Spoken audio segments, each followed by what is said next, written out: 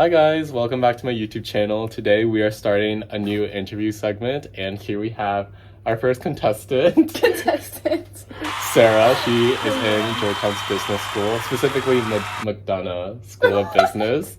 And we're just going to get into it. Sarah's giving me some information about herself, and we're going to ask her about it.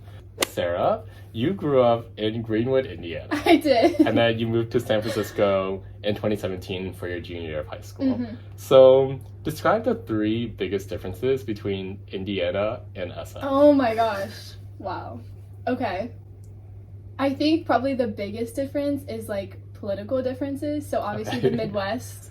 You're from Ohio. I'm from Ohio. You're from like a city, I guess. But Midwest is obviously much more conservative, like Republican leaning, and San Francisco is like the epitome of like, you know, like a liberal city. Yeah. And so that was probably a really big difference in just like the people that surrounded me, and like even like just like the different cultural things that they do. Like I feel like in the Midwest there's like so many like tailgates and like I don't even know, stuff like that, and then in San Francisco that's just like not a thing. Particularly in the context of my experience since I was like in high school.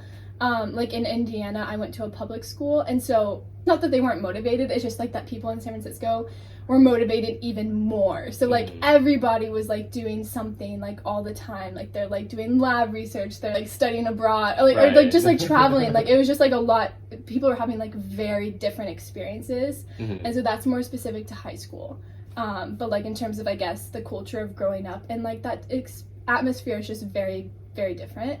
And a third difference, demographically it's obviously really different. I think there's a difference between like a suburban and rural from like urban. Like obviously it's going to be more diverse in an urban area, but even more so than like Indianapolis, like obviously much more diverse culturally, like experience like new cuisines and not have to go to like a chain restaurant. like that's the only restaurants in Indiana or where I lived. I would say all of the differences like I enjoyed, like they benefited me. Okay, that's awesome. And also you mentioned that you have an older sister who you're really close to, and so I was also curious like how you've cultivated such a great relationship with your sister, because I feel like a lot of sibling relationships are like hit or miss. So do you want to elaborate? Me and my sister were really look at the camera.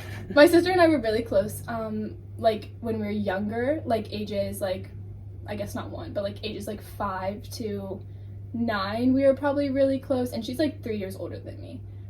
So she's in grad school right now. So like we were close then, like we just like spent a lot of time together, but then like middle school and high school like not as close. Like I feel like we just annoyed each other. And then when we moved to San Francisco, that actually was kind of like a turning point, because basically she went to Berkeley, which is like 30 minutes away from where we lived. And so like as a high schooler student who had 0 friends in a new city, like she was like my go-to person. So I would actually go over to Berkeley like a lot on the weekends, and just like I would like spend the night in her dorm, and like we always joke the first time I ever used a fake ID was to get into the library, because like you have to show an ID, and so we like had this whole system to like get me into the library, and I was like, oh, scandalous. So that was kind of a turning point, because basically like I was like she was like a safe space I could go to when I didn't really have another community where I lived, and I could still do fun things like even though my parents are fun, like we could go we could go out to like dinner and like do lots of stuff. So I think that was really a changing point. Ever since then we just like really leaned on each other like whenever we needed to, and that's awesome. That's awesome. And you also mentioned like one of your hobbies was baking tiered cakes. So can you explain like how this came about? Oh my gosh. Okay, so it probably started so like when I was younger, my grandpa like and I always baked cookies together. It was like chocolate chip cookies, and they were literally so good. I literally cannot replicate them.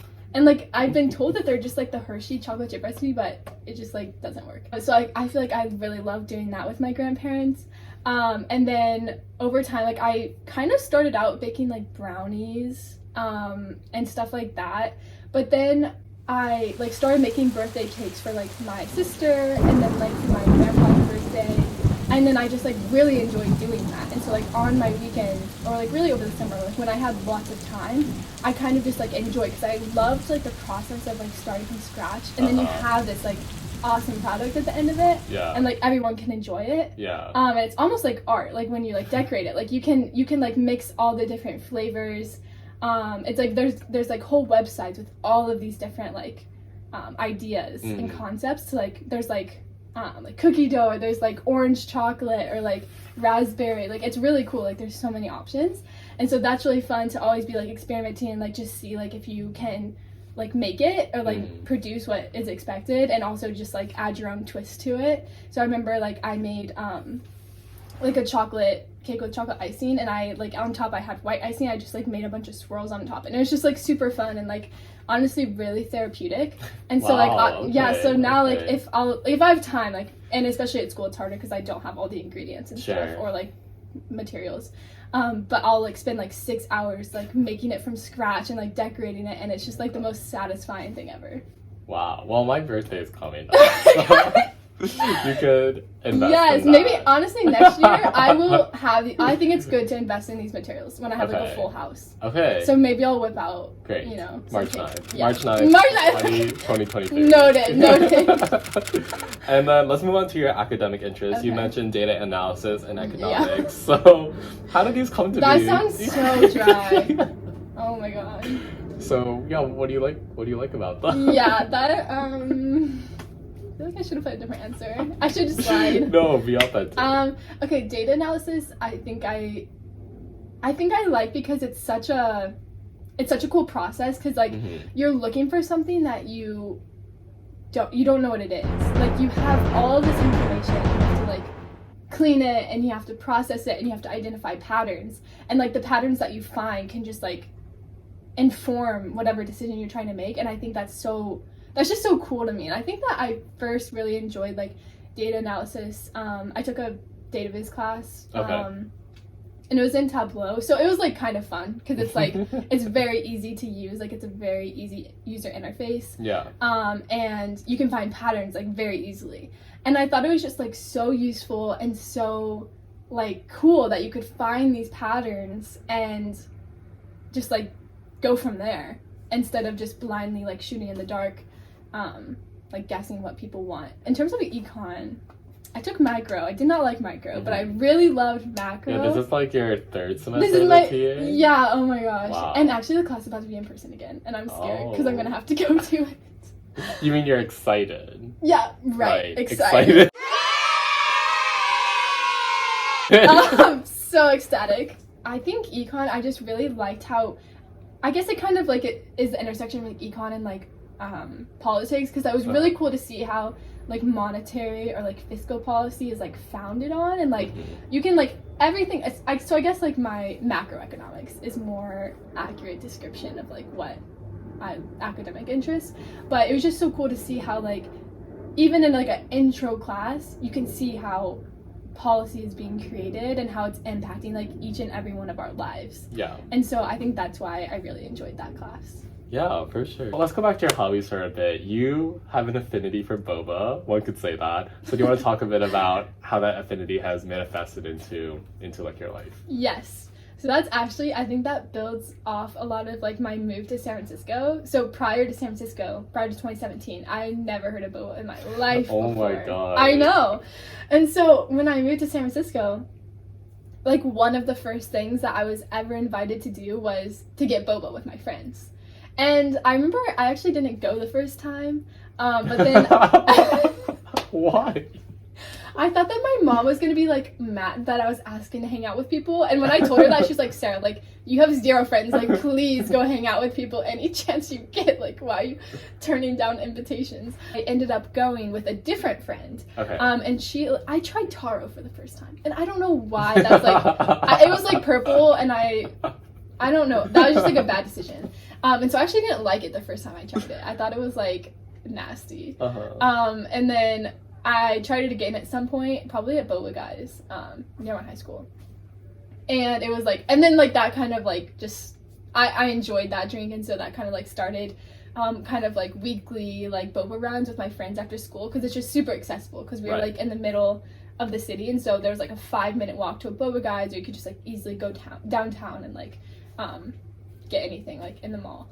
And so it quickly became a thing where like that was like my time to relax, like outside of schoolwork, outside of school, outside of like any extra activities I was doing. Like I would go grab up with my friends, just have a good time, talk, laugh, whatever. And so it really became this like foundation of like my fun, like structured time outside of school. And so that's like really where like I became to love it. Like obviously it tastes great too, but it really like was symbolic of like a lot of my friendships and like throughout the entire high school. It wasn't just like at the beginning, like even to my end of my senior year, like we would go on Wednesdays before this class that we had and like just like sit there and drink and relax. So it was really important in that sense, and I think that it's carried over to like being at school in Georgetown and stuff. Obviously there's less options. There's less options. It's very unfortunate. There's a lot of less options, and they're not as good, and they're like more expensive. So it's not great. Just all negatives. All negatives. All negatives. Down. And actually, there used to be Boba guys in New York, but and I realized I learned this past summer when I was in New York that it actually is Boba. It's just under a different name. All the recipes are the same. Oh, interesting. And so, like, I didn't know that. Because I had gone to the Boba guys in New York before, and then I thought it just shut down. But somehow they, like, transferred ownership, but it's, like, the same recipe still. So, pro tip. Well, what's a new name? See, I'm blanking So it's on not it a now. pro tip. No, it's not actually a pro I tip. swear, it's right off of Washington Square Park. Okay. So, yes. Yeah, that place. it's, okay. You can, like, insert it in your video. I'll send it to you afterwards. Okay, will do. Insert. Right. It's really good. So there's, like, a good place in New York, but DC, like, no. Abysmal. And so I think okay, so I guess, like, Georgetown Bubble. Now I can talk about a little bit. What's Georgetown Bubble? Okay, Georgetown Bubble, I'm going to give, like, a little spiel, is a student-run, student-owned Boba organization on campus that serves the Georgetown community, tries to make Boba more accessible, teach others about the history and, like, creation of Boba and how it became such a phenomena in Asian American culture. I joined a year ago, spring 2021, but obviously we were virtual, and this past semester we are still just getting on our feet from what the havoc that COVID has wreaked. Yes. And so this semester though, we're really excited, and I think we're really hopeful that we can kind of like revamp the product, and this sounds like a sales pitch, but it's not. I'm just trying to say. Sarah's in consulting, in case you can't tell.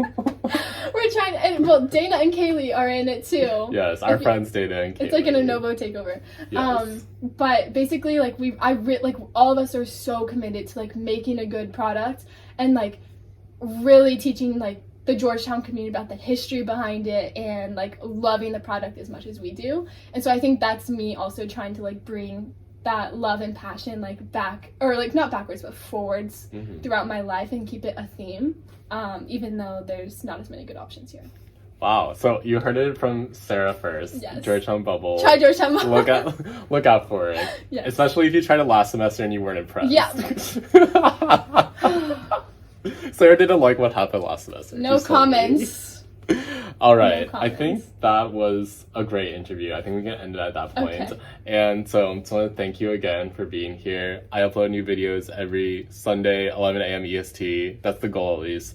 So make sure to check that out. Sarah, do you have any last comments for the world? No, but thank you so much, Sam, for having me be interviewed. I really had a great time, and I hope you subscribe to Sam's YouTube channel. Let's make that 82 like an 83 subscriber count.